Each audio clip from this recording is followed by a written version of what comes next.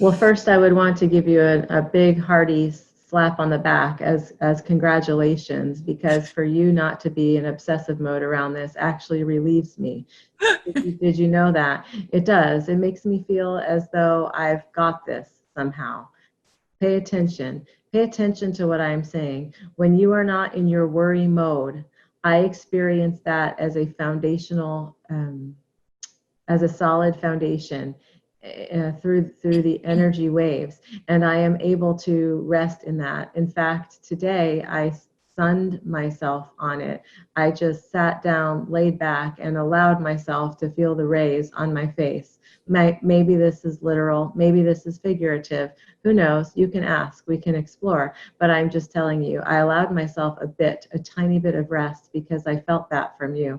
I felt this this non-tumult. That's what I felt. And so I'm going to ask you if you can do more of the same, because here's what's at play. Firstly, there is this thing that I do in this lifetime. I don't intend to repeat it in my next ones, for I have found it to be quite cumbersome. But this thing that I do is to call in all of the forces of chaos and confusion and corrosion that are around. Call them in, gather them around, let me take a closer look, let me see what's in there. How does that work? How does that operate? What type of metal is it made from? How can I scratch away at the surface or refurbish it? You know, that kind of thing. That's what I do. I am here to take the chaos, confusion, and corrosion of this plane and understand it better so that I can make something better of it. And that is my purpose. Now I'm saying that I may not call this exact thing forward again, because you can tell it takes a toll, and it takes a toll on you who do not have to do that, but who is doing it anyways by proxy. And that is nice of you, indeed it is, but it also contributes to my unsettled energy around it. I do not feel safe when you are in your worried state, even if you think you are hiding your worried state. By the way, spoiler alert, you are really bad at hiding your worried state. So I can feel it even when you are in the pretending mode. So just keep going, please, without that. Let that down. Here's another thing. Here's another spoiler alert. It's illusion. It's all illusion. This is all illusion. None of it is real. Even if it becomes a problem for us, well, isn't it already? But even if we decide to name it as a problem for us, as something we have to do something about, or goodness forbid, pay money towards, or goodness forbid, go into debt for, or goodness forbid, see, there's so many options here. It's just endless what the possibilities are. But if it is true that it is just not true, that is just not real, then why are we going this route? Why are we doing this thing? Oh, right. I hear you. To stay out of prison. Okay, you have. It's so funny. You have a point there. All right.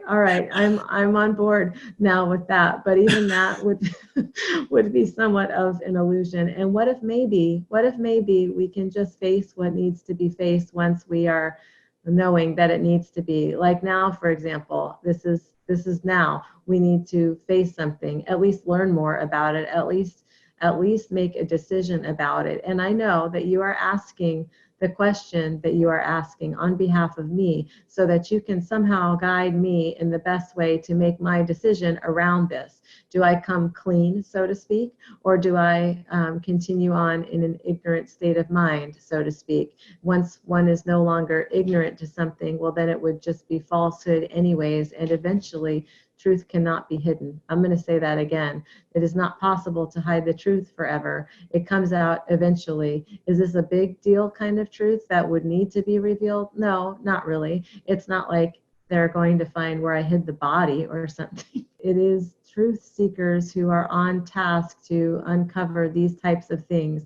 Do they go after the wrong people, the people who are really, truly nothing but hardworking innocence? Yes, of course they do. That is within their job title. I promise you it is.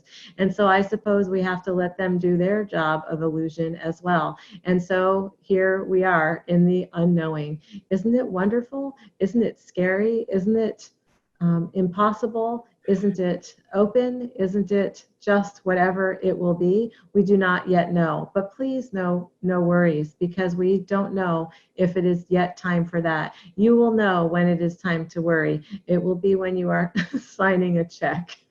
We're just going to laugh at that because he's funny and he meant that very, very light. It was not a prediction. Just so we're clear.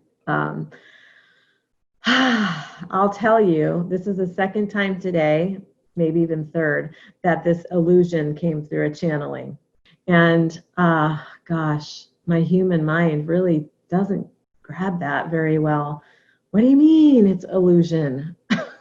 What does that even freaking mean?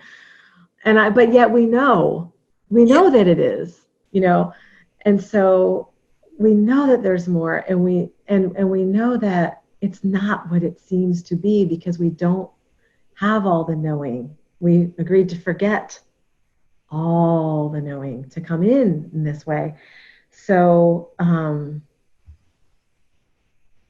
maybe that is like a way to be in the expansive energy of possibility and support by having a mantra of sorts that has us remembering to look around and be like, wow, isn't this an amazing illusion?